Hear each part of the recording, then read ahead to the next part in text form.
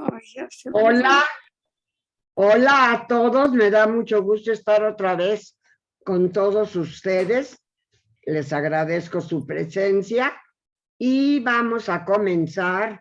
Judith, ¿con qué vamos a comenzar? A ver. Buenos días a todos. Tenemos un comentario en YouTube que nos hace una persona que pregunta sobre los niños que dice que qué le puedes decir, Gabriel García, sobre los niños que mandaron de Europa en los tiempos de la Segunda Guerra Mundial. Mira, lo que yo recuerdo de ese hecho es que mi primo, que se llama Henry Slutsky, fue uno de esos niños. Tengo entendido, en tiempo de guerra, la esposa del presidente Roosevelt, la señora Roosevelt, organizó una, ¿cómo lo diría yo? Una expedición, un grupo, sacó a 1,000 niños judíos de Europa y sé directamente la historia de mi primo. Sé que mis tíos, era su hijo único, lo mandaron en ese barco sin saber, sin tener ninguna seguridad de que si lo iban a volver a ver en su vida o no. No tenían la menor idea. Lo único que querían era sacar a su hijo, que en ese tiempo tenía 9 o 10 años, querían sacarlo de Europa. Y como mi mamá y mi tía, vaya, toda la familia Gura tenía familiares en Estados Unidos, lo mandaron con una carta aquí prendida a su camisa o a su suéter, que él no movió de allí para llegar a Estados Unidos y que lo entregaran a ese tío. Claro que ese tío lo aceptó y lo tuvo, afortunadamente. Mis tíos se salvaron también y después de la guerra se volvieron a reunir, pero fueron 1,000 niños judíos que la señora Roosevelt sacó de los Estados Unidos. Perdón, sacó de Europa. ¿No me quieres preguntar algo? No, de momento esa era la pregunta que hacían. La pregunta es, nada, ¿todos llegaron a Estados Unidos estos niños o fueron a diferentes lugares? Mira, todo el barco completo llegó a Nueva York. ¿Cómo repartieron después a los niños o cómo se criaron? Yo ya no supe. Solo supe que mi primo fue, ahora sí que, recibido por este tío de mi mamá y le dio, yo lo conocí al primo hasta diciembre del 45. Cuando se acabó la guerra, 46. Mi mamá me dijo que yo en lugar de fiesta de 15 años, quería un viaje. Así dijo mi mamá. Sí. Yo no me acuerdo. Pero sí fuimos a Estados Unidos, conocí a mi primo, digo, unos años menor que yo, y él llevó una vida sumamente bonita, buena en Estados Unidos. Hasta la fecha vive allí todavía y bueno, estamos en contacto. En realidad, de todos mis primos, es al que mejor conozco, a los demás viven en Francia y no sé de ellos. Entonces, no sé si a eso se refiere la persona que me pregunta. Bueno, si nos está escuchando, ya nos comentará después. Exacto, que ella nos diga que si esto era lo que quería A ver. escuchar, y si eso fue de lo que preguntó. Es lo que yo sé, el barco con 1000 niños judíos que la señora Roosevelt sacó en plena guerra y los salvó en los Estados Unidos. Y me imagino que ella también cuenta entre las gentes Claro. que ayudaron a, no sé si entre los justos, porque ella no arriesgó su vida. Los justos entre las naciones son personas que arriesgan su vida para ayudar, salvar como pudieran Dios. ¿Ok? Perfecto, muchísimas gracias. Ok. Si esta persona manda alguna, me lo hace saber. Claro que sí. Manda a decir algo. Perfecto. Voy a cambiar de tema. No sé si alguien quiera preguntarme algo sobre esto o cambio ya de tema. Pues de momento parece... A ver. ¿Alguien quiere hacer alguna pregunta? No, de momento podemos cambiar de tema. Sí. Ah, sí. Sí, por favor. A ver, adelante. Yo nada más para recalcar que la señora Eleanor Roosevelt era un ser humano extraordinario que siempre apoyó causas nobles y trató de ayudar desde su alto puesto, pero con todas las limitaciones que por supuesto le ponían en ese entorno. Siempre trató y siempre logró algo, quizás no todo lo que ella hubiera querido, pero no hubo gente que yo supiera, causas que tocaran a su puerta, que no recibieran una respuesta de compasión y además positiva en el sentido de que no solamente tenía una consideración para su prójimo, sino que hizo todo lo que estuvo en sus manos para aportar ayuda y, como en este caso, salvar vidas. Gracias, Ariel, por tu aportación. Sí, fue una gran persona. Y espero que de veras haya otro mundo en donde se recompense a gentes como ella y se castigue verdaderamente a los que no son buenas personas. ¿Ya? ¿O sigo? Puedes continuar, Maya. Ok. Tengo varios temas que quiero tocar ahora. Me voy a apresurar un poquito porque pues, hay mucho de qué hablar. Antes que nada, les quiero recomendar que vean ustedes una entrevista de Samantha Rodríguez, que ya les he hablado mucho de ella, a una bisnieta de nazis.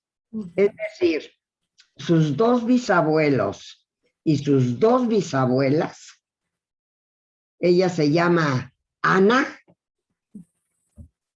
Es una jovencita, creo que de 18, 19 años, a la que entrevistaron y habló de cómo la actitud, cómo los hechos, la vida de sus bisabuelos la han afectado a ella.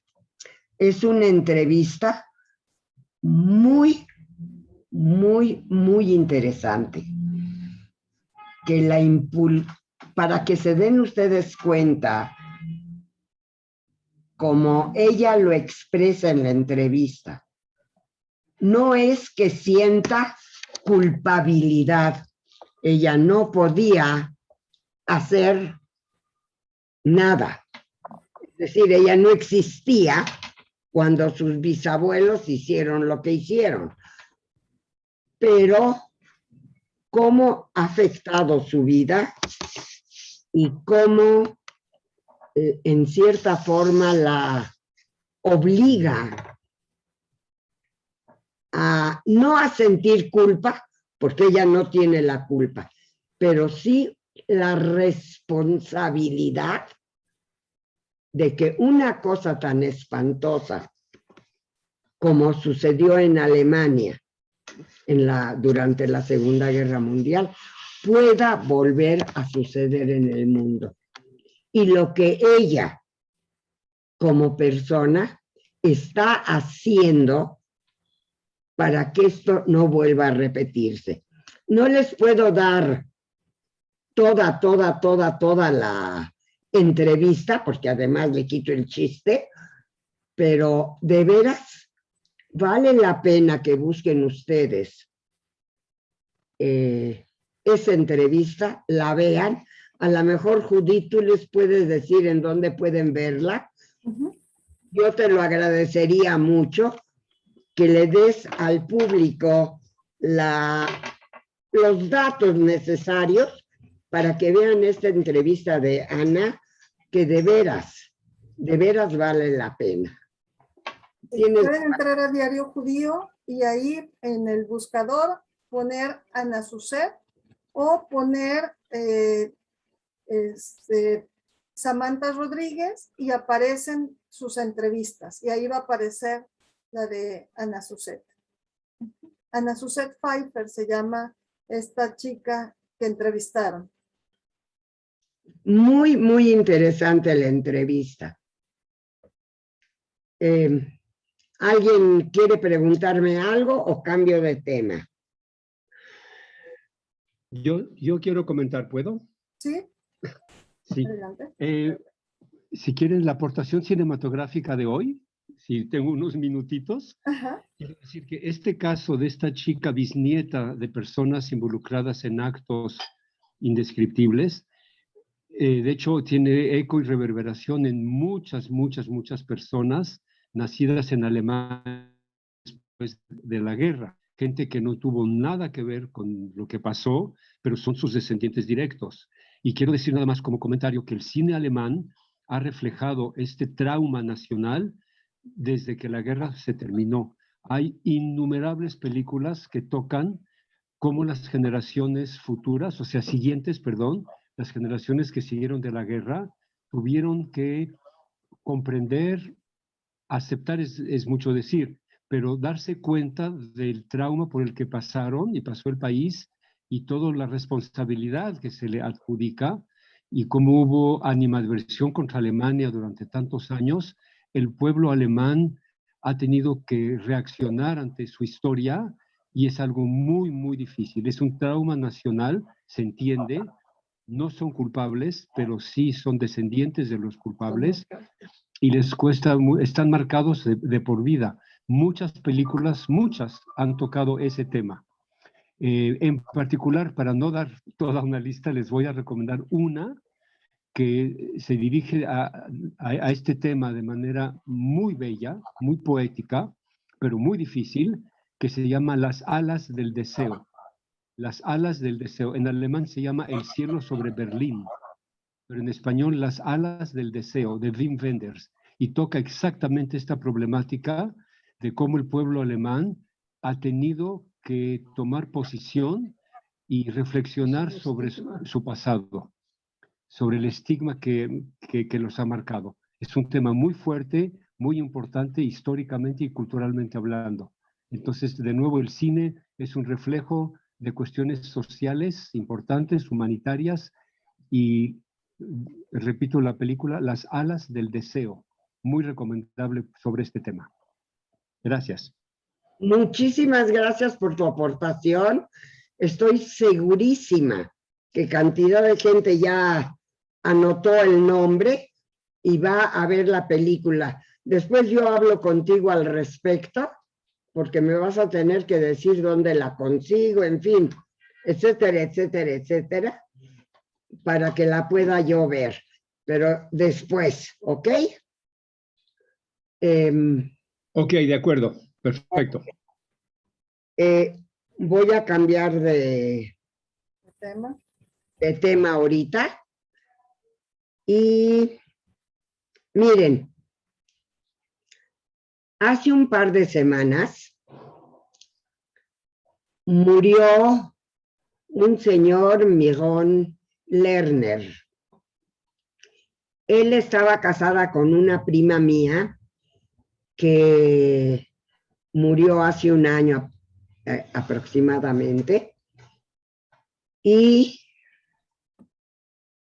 sé que me dejaron como herencia el hijo de ellos, un muchacho, pues, un joven, bueno, ni tan joven, pero me mandó material, me mandó la historia de sus padres.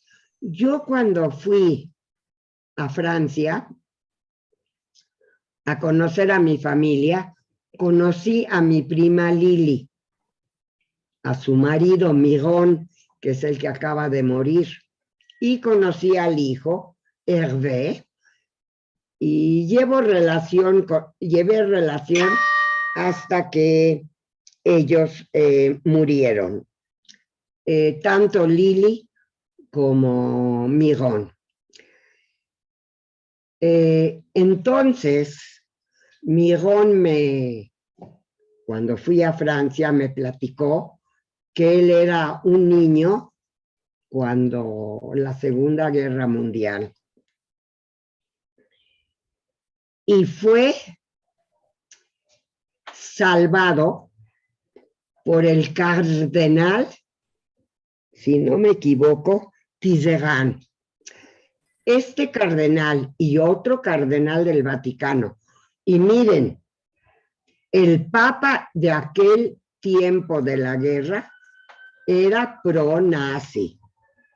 De veras, si él hizo lo que hizo, se estaba verdaderamente arriesgando.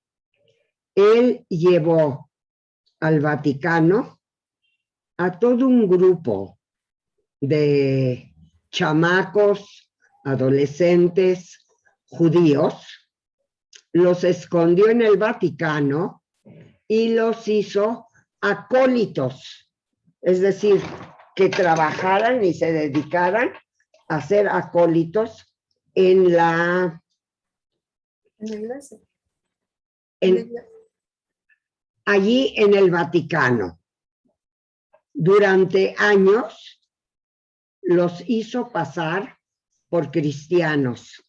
Y todo este grupo de niños, de jóvenes, tuvo que vivir no solo como cristianos, sino participar de todas las costumbres, de todas las tradiciones cristianas allí en el Vaticano. Y durante años vivieron allí. Cuando la guerra terminó, según me contó a mí Mirón, juntaron a todos estos que ya eran jóvenes y les dijeron, ustedes pueden elegir. ¿Quieren ustedes seguir siendo cristianos? Hacemos la ceremonia y se vuelven ustedes de plano cristianos. Los que quieran regresar a sus lugares de origen, tienen nuestra ayuda para regresar. La verdad es que en ese grupo hubo de todo. Hubo quien ya se quedó cristiano y se quedó allí a vivir. Y hubo gente como Mirón, que era Mirón Lerner, que dijo, yo me regreso a lo que soy. Yo soy judío, quiero regresar a Francia para ver si alguien de mi familia se salvó, si tengo a alguien todavía, y bueno, para lo que Dios ordene. Es decir, yo regreso a mi judaísmo.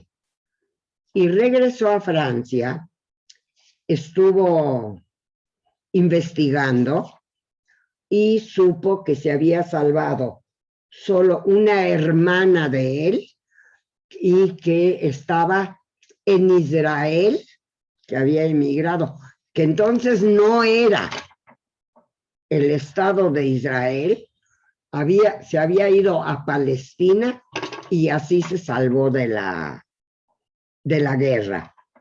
Se puso en contacto con ella, en fin, y él se quedó en Francia, buscó trabajo, conoció a mi prima Lili, se enamoraron, se casaron, tuvieron un hijo y ya se quedó él en Francia.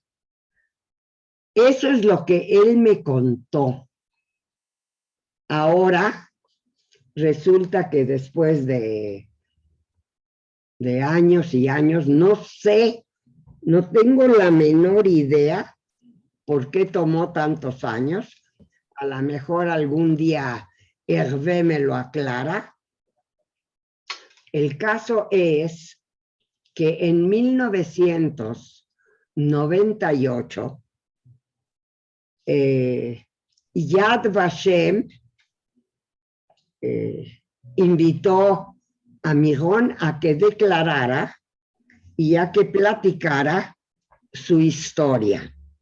Gracias a lo que platicó Mirón como testigo, como verdaderamente sobreviviente de la Segunda Guerra Mundial, Yad Vashem reconoció ahorita al cardenal Tisserand y a otro cardenal más cuyo nombre no recuerdo, a ver, Judith, si lo tiene allí. Perdón, ahorita si quieres te comento. Sí. Él dijo, él contó la historia de cómo estos dos cardenales del Vaticano, arriesgándose verdaderamente, salvaron la vida a todo un grupo de chicos judíos que de otra manera seguramente no se hubieran salvado. Y todo ese material, ahorita, si no me equivoco, ya le llegó todo el material a Diario Judío. ¿Verdad, Judith? Sí. Y lo pueden,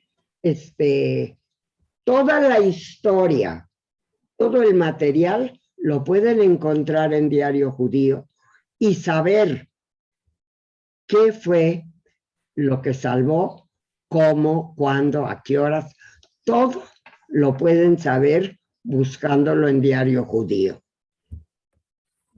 Así es. ¿Algo más que quieras agregar, Judith? Nada más que han sido 7 cardenales los que a lo largo de la historia se han proclamado como justos entre las naciones. Son 7 cardenales y bueno, comentábamos que es muy interesante esta parte de cómo se atrevieron a desafiar a la iglesia y al gobierno también, ¿no?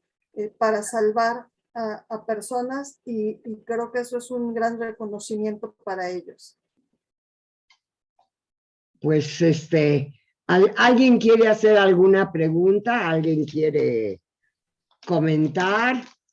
Están abiertos los micrófonos. Adelante. Sí, perdón, una pequeña intervención para dar un poquito más de información. El cardenal Tisserand era bibliotecario del Vaticano desde hacía muchos años. Él era francés, fue sacerdote en Francia pero llegó a ser cardenal en el Vaticano y fue bibliotecario. Y fue a él que acudió Miron Lerner a decir que necesitaba ayuda. Y le dijo, pero soy judío. Y le contestó el cardenal, eso no es importante, no es relevante. ¿Cómo te puedo ayudar? Y a partir de ahí empezó a ver cómo salvarlo. El otro que lo ayudó, el otro que fue también ya nombrado justo entre las naciones, gracias al testimonio de Miron Lerner, es Monseñor André Bouquin. Es otro francés, otro prelado francés, que alcanzó un puesto muy alto en el Vaticano y que ayudó a Tisserand a colocar a estos niños en varios conventos y varias iglesias de Roma, no solo en el Vaticano. Había iglesias en Roma que recibían, que protegían y escondían a algunos de estos niños. Y tuvieron la ayuda también de un diplomático francés, no el embajador, que era totalmente opuesto a salvar vidas judías, pero hubo un diplomático francés llamado Vial, y gracias, y sí, era el representante del gobierno francés en el Vaticano. El secretario del representante francés en el Vaticano, el secretario. Gracias al testimonio de Miron, tanto el cardenal Tisserand como Monseñor André Bouquin, como el diplomático Vial, los tres, el mes pasado, fueron reconocidos justos entre las naciones. Pues son esas tres personas que ahora forman parte de los justos, que si entiendo ya llega a la cifra 28,000, pero tardaron 23 años en corroborar todos estos testimonios y ver que los hechos eran verídicos, y por fin se hizo, digamos, justicia, y el cardenal Tisserand, hombre extraordinariamente humanitario, que salvó a estos jóvenes, ya cuenta como justo entre las naciones. Y los otros dos, pues también, ¿no? Entonces, qué importante que Miron Lerner haya dado su testimonio, el que lo vivió en carne propia, el que fue salvado por estos sacerdotes, para que se reconociera la grandeza y la nobleza de estas personas.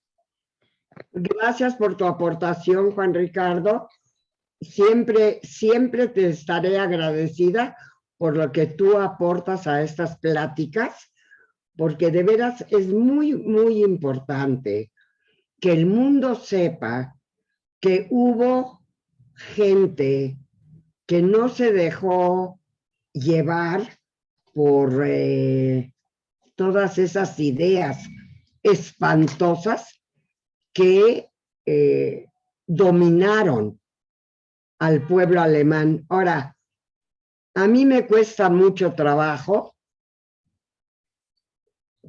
no voy a decir perdonar, yo no culpo a las generaciones jóvenes de ahora, pero sí siento que es una carga tremenda para ellos la herencia que le dejaron sus bisabuelos y que van a pasar muchos años para que esa carga pueda ser olvidada. Digo, mientras exista gente como yo, ya cuando muera toda mi generación, que fuimos, pues afortunadamente, testigos nada más, pero no sufrimos directamente de las consecuencias de la guerra.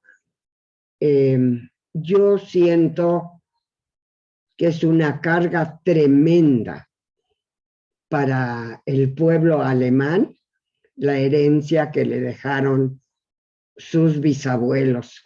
Digo, ha de ser horrible, horrible tener,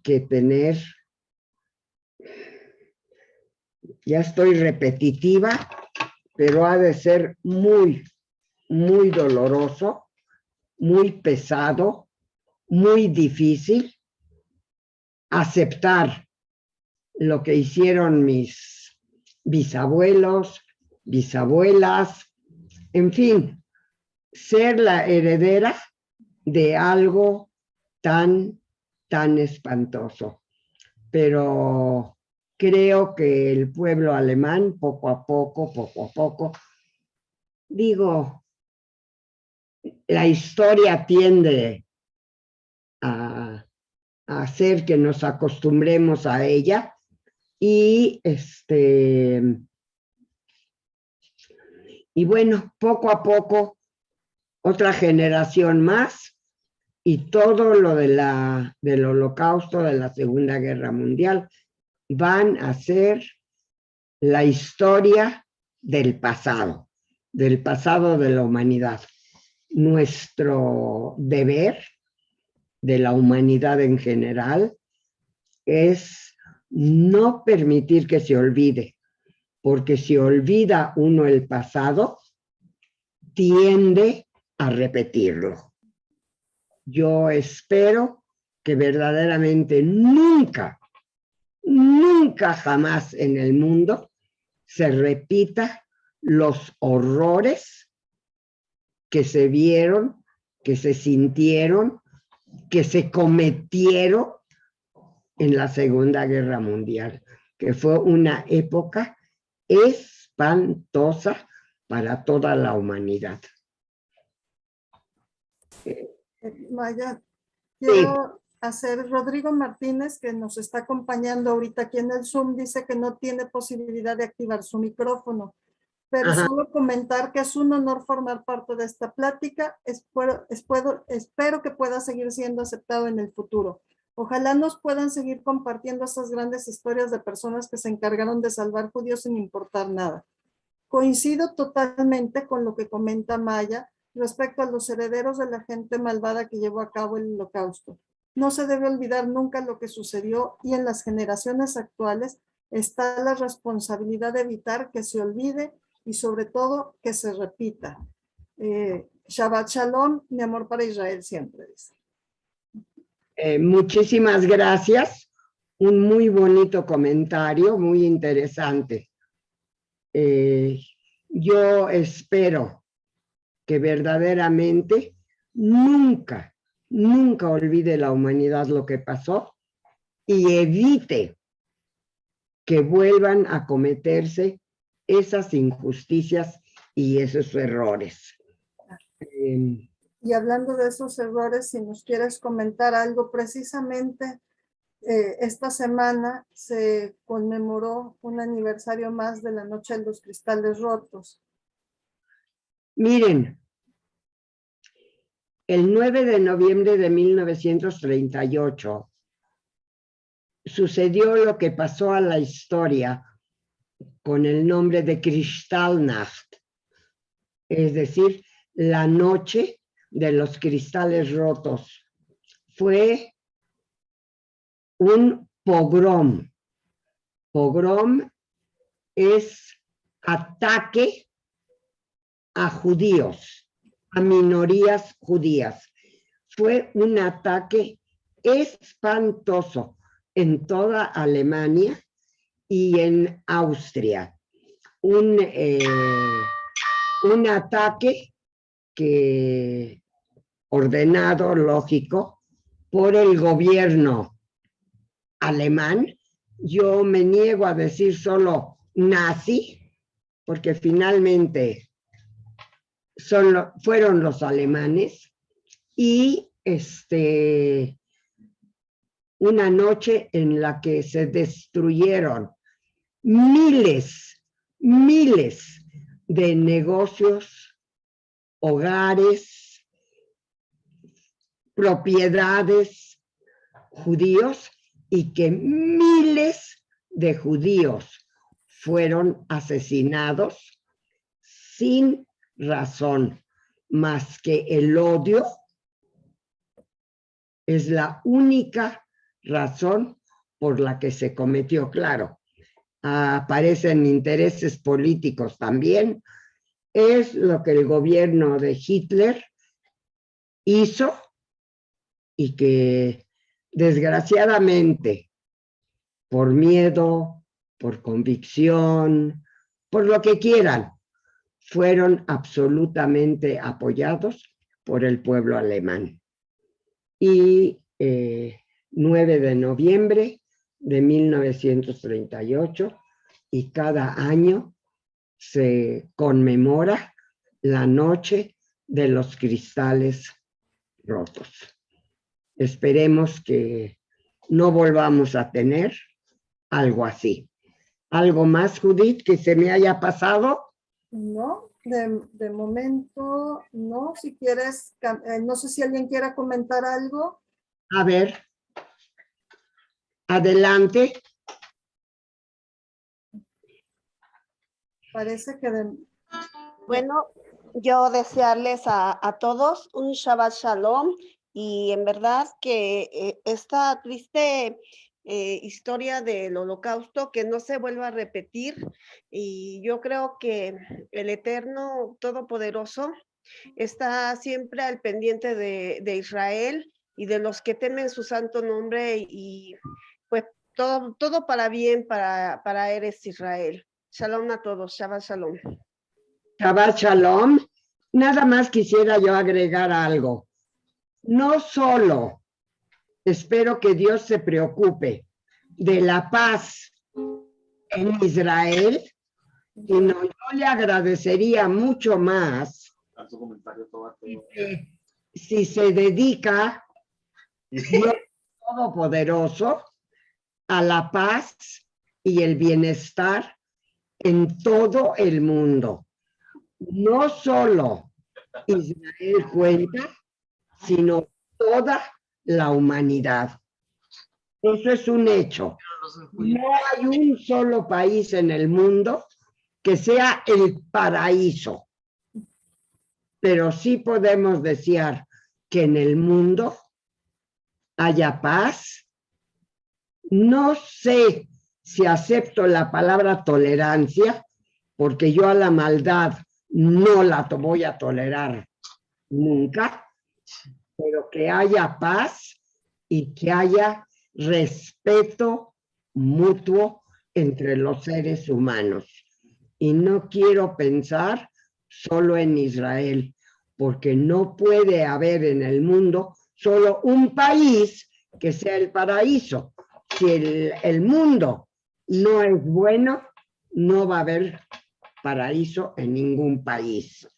Pero esperemos que verdaderamente haya paz, el ser humano logre verdaderamente dejar de anteponer sobre todo los intereses políticos a los intereses humanos.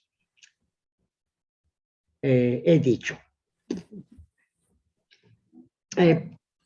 Si alguien quiere la palabra, porque si no cambio de tema. Bien dicho.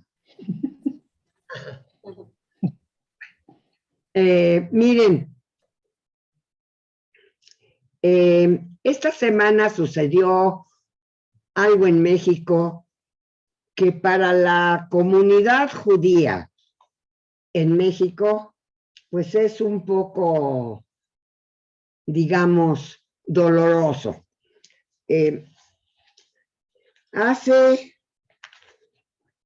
100 años, más o menos, se fundó aquí en México el Colegio Israelita de México, que se incorporó a la Secretaría de Educación Pública y además, entonces yo me acuerdo, porque todavía me tocó, que íbamos a la escuela en la mañana, regresábamos a la casa, comíamos y volvíamos a regresar a la escuela, y en la mañana se daba todo el programa de la Secretaría de Educación Pública y en la tarde se estudiaba materias judaicas, seculares.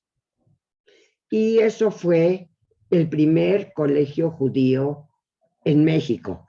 Con el tiempo se fueron creando más colegios, el Sefaradí, el de Montesinaí, el de Maguen David, etcétera, etcétera, según las necesidades y según lo que los padres querían que se les enseñara a sus hijos en cuestión judaica.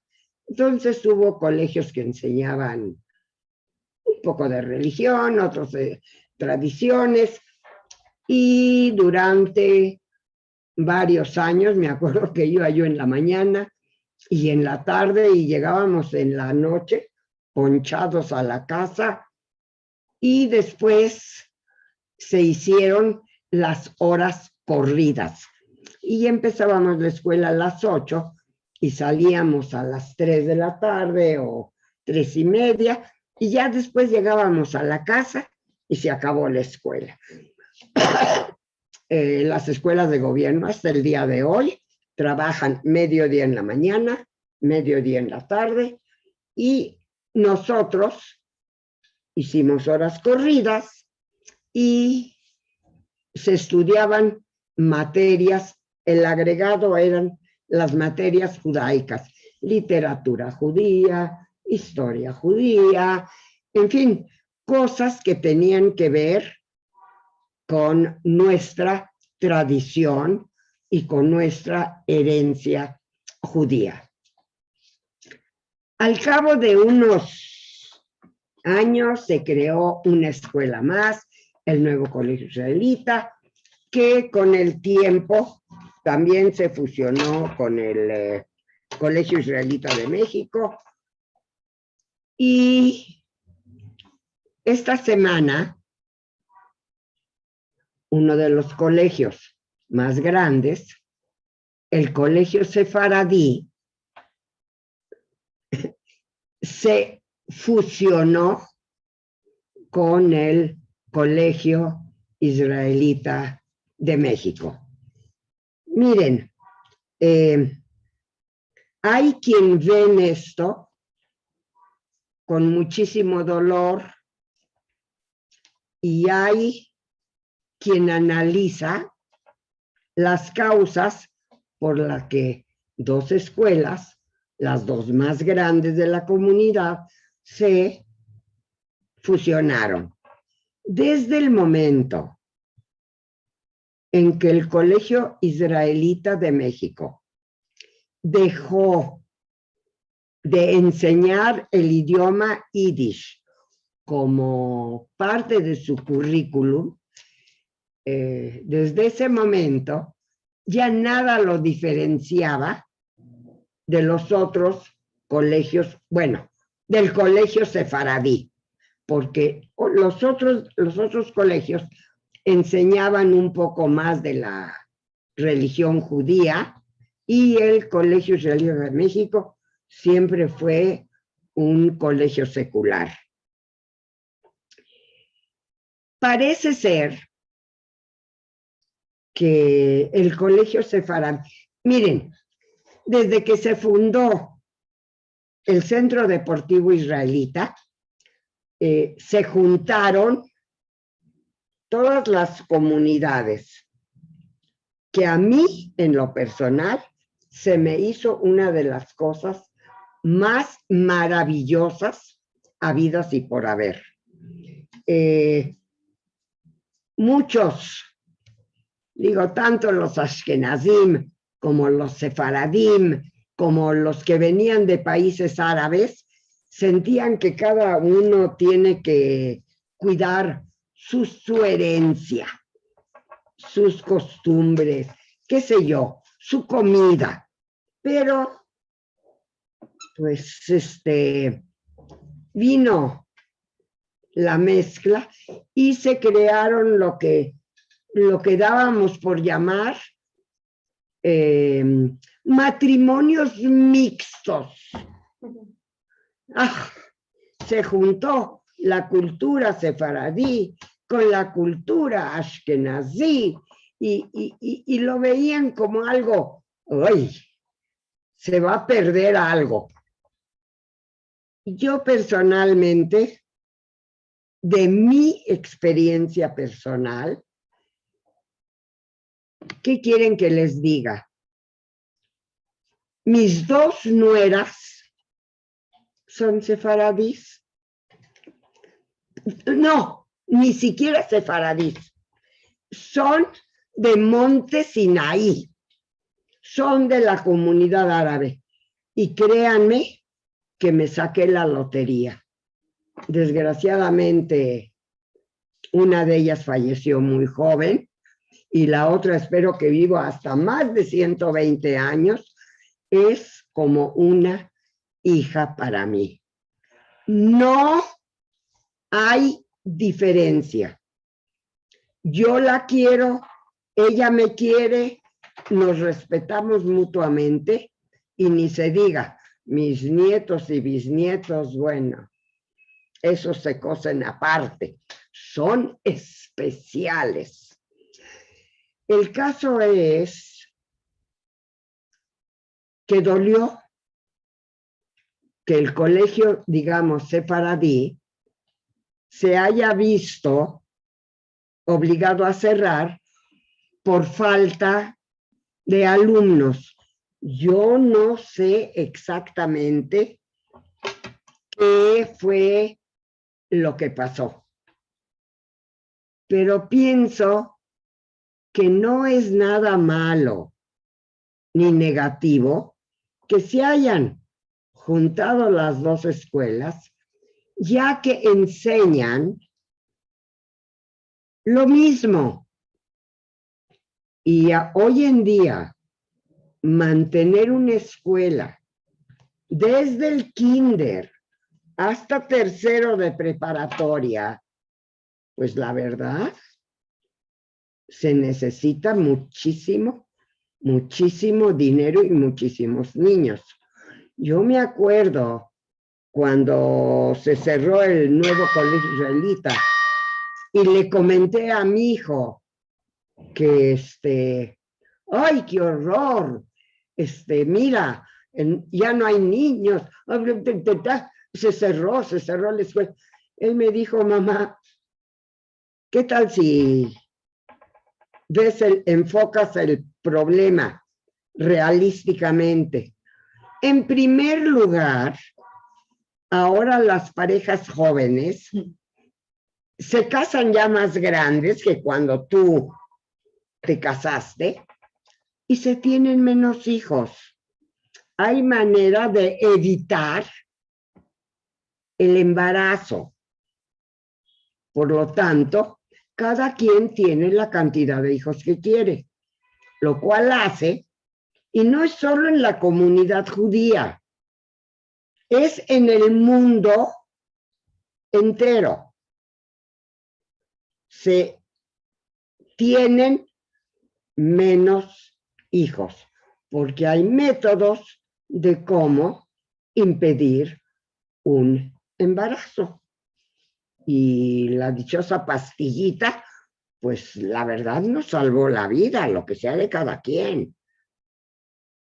Antes eran familias muy grandes, ahora una familia normal, bueno, pues tiene 2, 3 hijos y se acabó.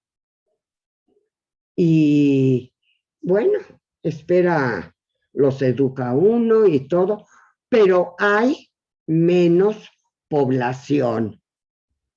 Y cada vez manejar una escuela, pues cuesta más dinero. Por lo tanto,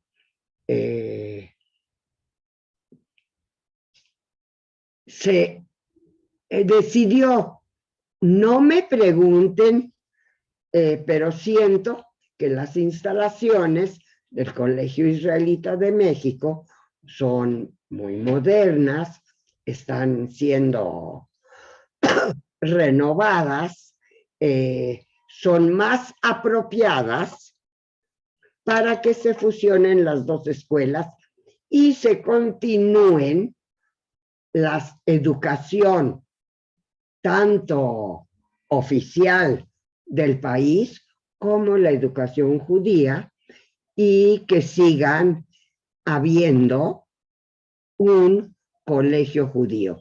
No tengo la menor idea ni de cómo se va a llamar, ni si van a cambiar sus programas de estudio o no. No sé detalles.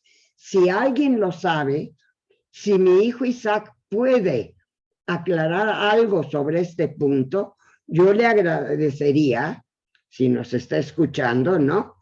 Que nos aclarara o nos ampliara qué fue lo que decidió al Colegio Sefaradí. No hay mucho más que aclarar.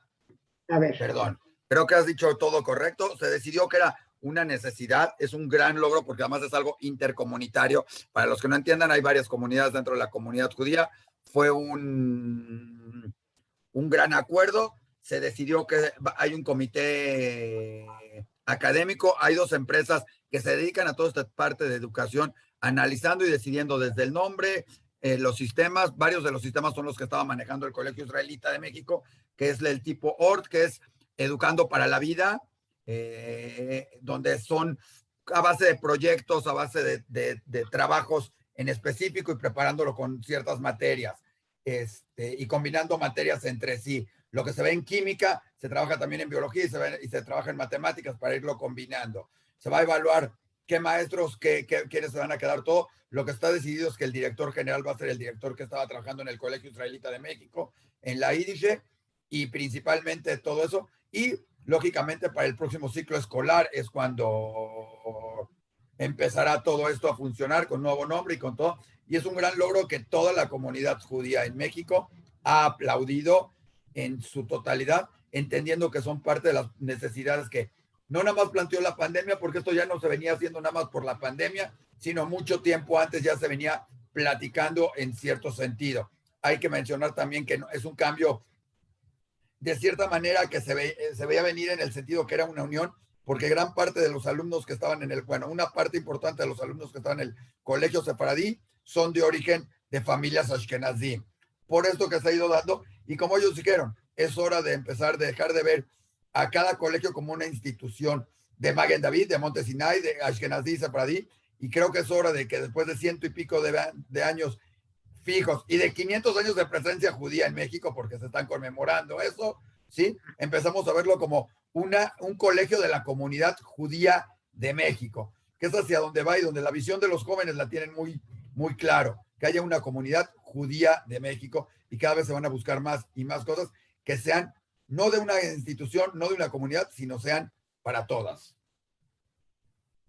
Pues muchas gracias, Isaac. Qué bueno que me escuchas y qué bueno que interveniste, porque yo sí considero que lo importante es que la educación sea de primera y que nuestros chicos, además de integrarse a la vida de este país, de México, como mexicanos, también al mismo tiempo estén preservando su herencia judía, su carácter judío, que espero ahora juntos puedan hacerlo mejor y que de veras traiga muy, muy buenos resultados.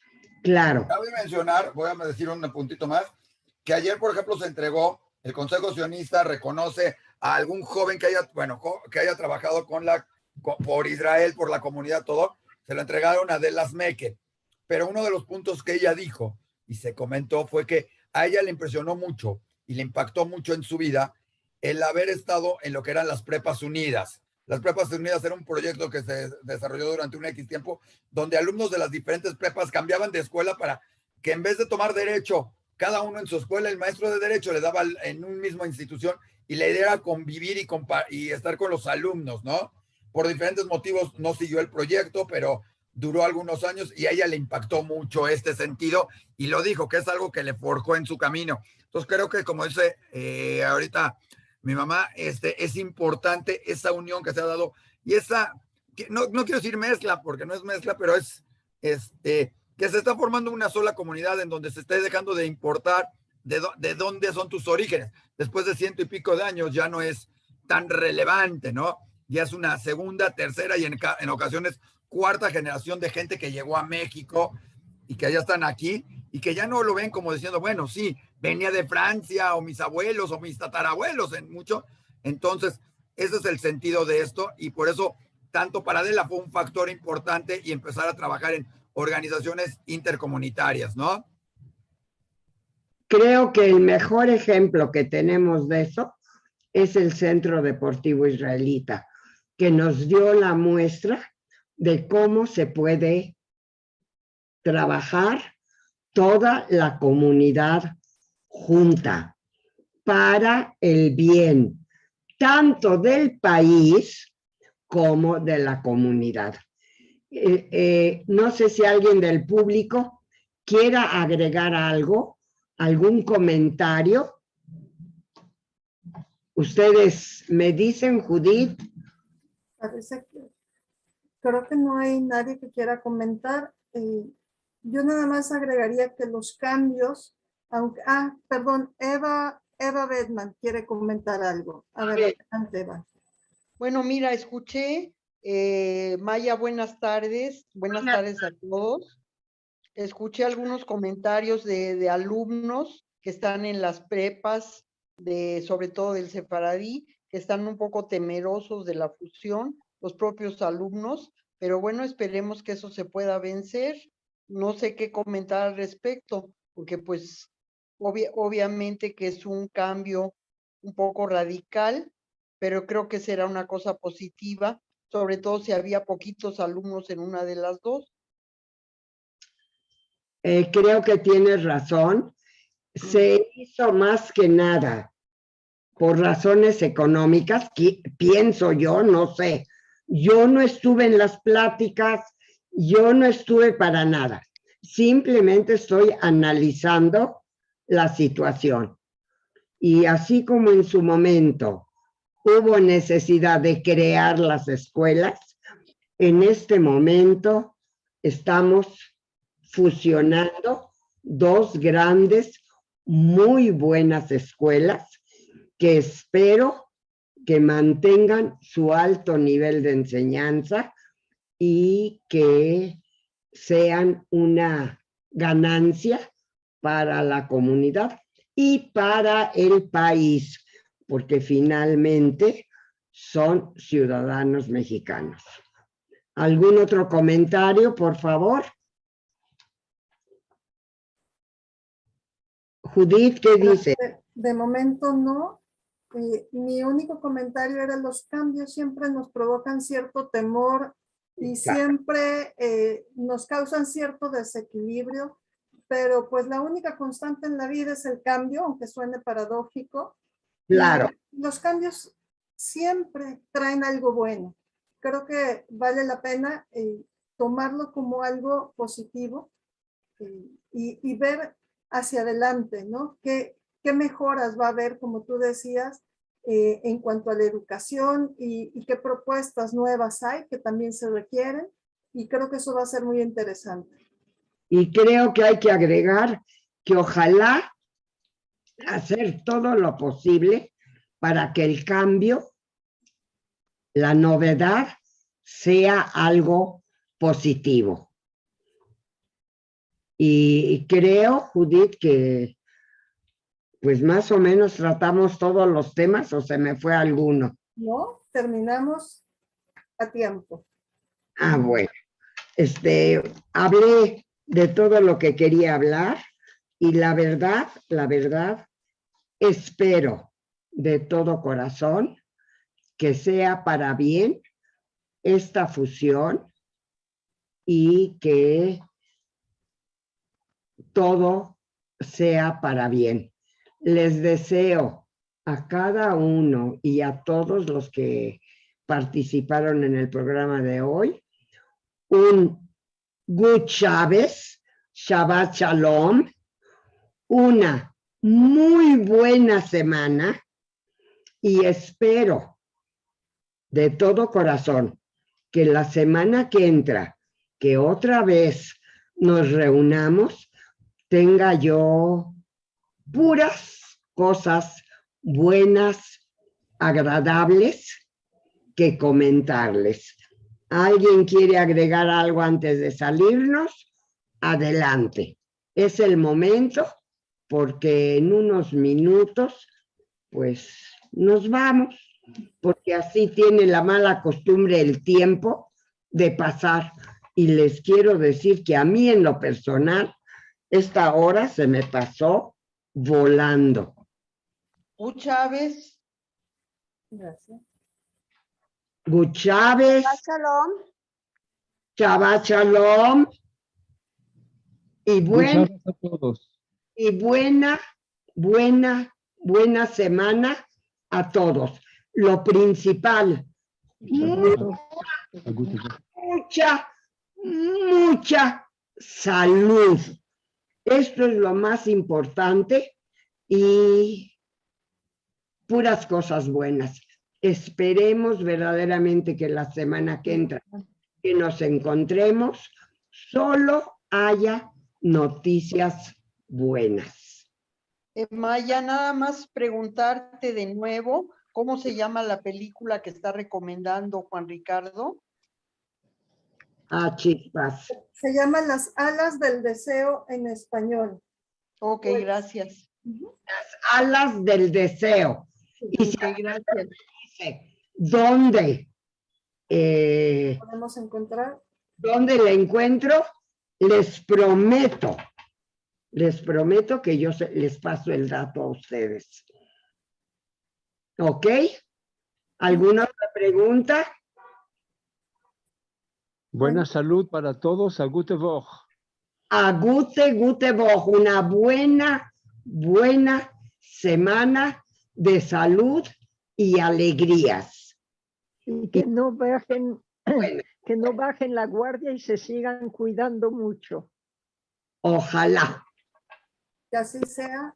Muchas gracias a todos. Los esperamos el próximo viernes aquí en Judaísmo Hoy con Maya Axel. Y pueden escucharnos en todas las redes sociales, en Facebook, en YouTube, en Instagram. Pueden ver el programa. Y también pueden leer diariojudío.com para enterarse de todas las novedades y todo lo que comentamos aquí en el programa. Muchas gracias a todos. Nos vemos el próximo viernes en punto de las 12. Hasta luego. Hasta luego. Bye. Bye.